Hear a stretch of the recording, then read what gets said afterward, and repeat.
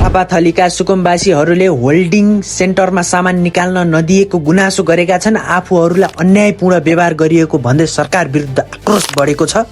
सुकुम्बासीहरूले घर फिर्ता गर्न माग गर्दै आन्दोलन चर्काउने चेतावनी दिएका छन्। वीरगञ्जमा डोजर आतंक बन्द गर्न माग गर्दै स्थानीयले मानव साङ्लो बनाएर प्रदर्शन गरेका छन्। सडक विस्तारका नाममा घर भत्काउन खोजिएको भन्दै व्यापारी र घरधनी आन्दोलित बनेका हुन्। प्रदर्शनपछि क्षेत्रमा तनाव बढेको छ भने सरकारमाथि दबाव बढ्न थालेको छ। बाजुराको गुइगाड पुल अल्पत्र पार्ने निर्माण कम्पनीलाई सरकारले झन्डै 18 करोड जरिवाना गरेको छ। 15 वर्षसम्म पुल निर्माण पुरा नगरेपछि कडा कारबाही गरिएको हो। सडक डिभिजन कार्यालयले अब जरिवाना रकम असुल गर्ने प्रक्रिया पनि सुरु गरेको जनाएको छ। टोखाको बङ्गुर फार्ममा युवक हत्या प्रकरणमा प्रहरीले मुख्य आरोपलाई पक्राउ गरेको छ। काभ्रेको 5 खलबाट पक्राउ परेका आरोपीलाई अनुसन्धानका लागि काठमाडौँ ल्याइएको छ।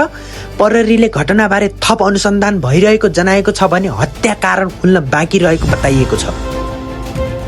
विदेशमा उपचार गरेर राज्य कोषबाट खर्च लिएको भन्दै पूर्व भिआइपी विरुद्ध सर्वोच्च अदालतमा मुद्दा दायर भएको छ।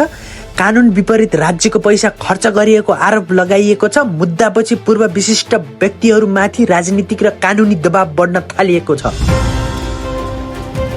सरकारी जग्गामा बनेका संरचना तत्काल खाली गर्न सरकारले कडा निर्देशन दिएको छ। समयमा लिज प्रक्रिया पूरा नगर्ने व्यक्ति र संस्थालाई हटाउने तयारी गरिएको हो।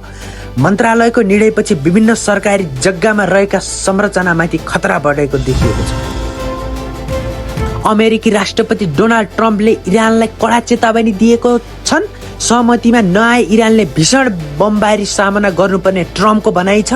अन्तर्राष्ट्रिय तनाव फेरि बढ्न थालेपछि विश्व राजनीतिमा नयाँ तरङ्ग पैदा भएको देखिएको छ। सरकारले जेठ पहिलो सातादेखि सरकारी पीडितलाई बचत रकम फिर्ता गर्ने घोषणा गरेको छ। हजारौं बचतकर्ता राहतको आशामा देखिएका छन्। सरकारले चरणबद्ध रूपमा रकम फिर्ता गरिने जनाएको छ।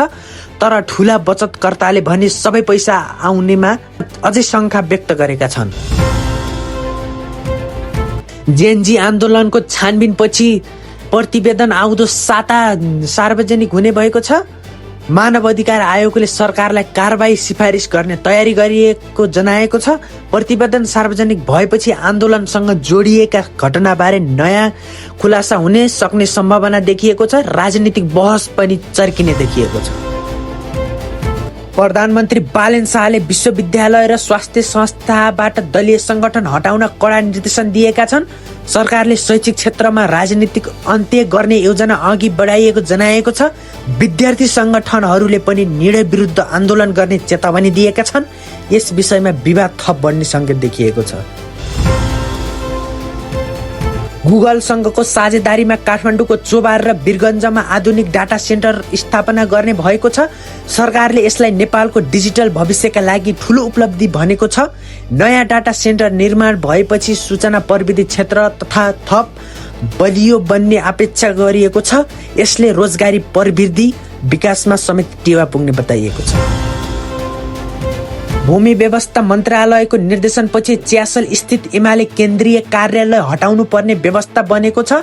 सरकारी जग्गा लिज प्रक्रियामा नलगिएको भन्दै संरचना खाली गर्न भनिएको हो। निर्णयपछि एमाले भित्र राजनीतिक चर्चा सुरु भएको छ। पार्टीले सरकारको निर्णयबारे आन्तरिक छलफल समेत सुरु गरेको जनाएको छ।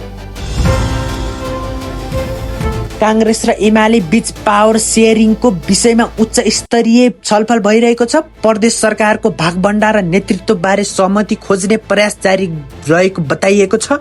दुवै दलका शीर्ष नेताहरू लगायत संवादमा जुटे पनि अझै ठोस निष्कर्ष निस्किएको छैन। राजनीतिक समीकरण फेरिन सक्ने चर्चा पनि रहेको छ। पोखरा अन्तर्राष्ट्रिय विमानस्थल भ्रष्टाचार प्रकरणमा पूर्व मन्त्री ज्ञानेन्द्र बहादुर कार्की विरुद्ध मुद्दा दायर भएको छ। अख्तियारले 3 अर्ब भन्दा बढी बिगो दाबी गरेको जनाएको छ।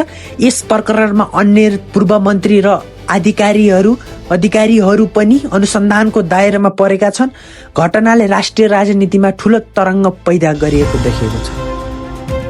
महेश बस्नेतकी पत्नी अम्बिका सहित 10 जना अदालतले धरौटी रिहा गर्न आदेश दिएको छ। उनीहरूमाथि ज्यान मार्ने उद्योगमा जाहेरा परेको थियो। अदालतको आदेशपछि यो मुद्दा फेरि चर्चामा आएको छ। राजनीतिक दबाव र प्रभावको विषयमा सामाजिक सञ्जालमा तीव्र बहस सुरु भएको छ। कांग्रेस नेता पूर्णबहादुर खड्काले प्रधान न्यायाधीश नियुक्तिको पुरानो परम्परा नमिच्न सरकारलाई चेतावनी दिएका छन्। संवैधानिक परिषदको बैठक अघि उनले सामाजिक सञ्जाल मार्फत सरकारको ध्यानाकर्षण गराएका हुन्। न्यायालयको गरिमा जोगाउन स्थापित अभ्यास पालना गर्नुपर्ने उनको भनाइ छ। यस विषयमा राजनीतिक वृत्तमा नयाँ बहस सुरु भएको देखिएको छ। प्रधान न्यायाधीश नियुक्तिको सिफारिस गर्न आज साँझ संवैधानिक परिषदको बैठक बस्दैछ। प्रधानमन्त्री बालेन शाह नेतृत्वमा हुने यो बैठकलाई निकै महत्त्वका साथ हेरिएको छ। सर्वोच्च अदालत लामो समयदेखि कामुको भरमा चलिरहेको अवस्थामा नयाँ प्रधान न्यायाधीश चयनको प्रक्रिया अघि बढ्न लागेको हो। राजनीतिक सहमति र शक्ति सन्तुलनलाई लिएर पनि चासो बढेको छ। आजलाई यति नै।